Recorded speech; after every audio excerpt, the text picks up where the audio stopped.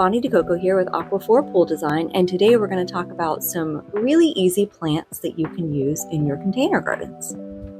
One of the best types of plants to use in a container garden, especially if you get the heat like we do here in Central Florida, are succulents. One of the beauties of succulents is they don't require a whole lot of water, so in containers that tend to dry out, they're perfect. We're going to go plant this one here and found a little surprise that a squirrel left us, which is kind of cool. They planted an acorn in this planter, and there you see, it started to grow. Kind of cool. Now we will go ahead and get this succulent planted here.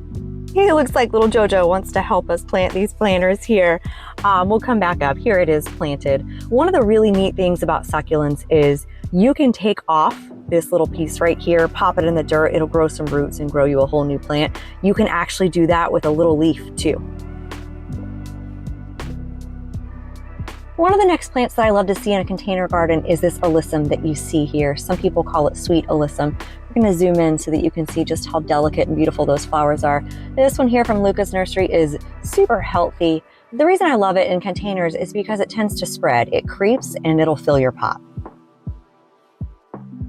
Another plant that I love to use to give it a pop of color is this dianthus that you see here. It's cheddar pink, but I love the leaves, how they're dusty blue in color.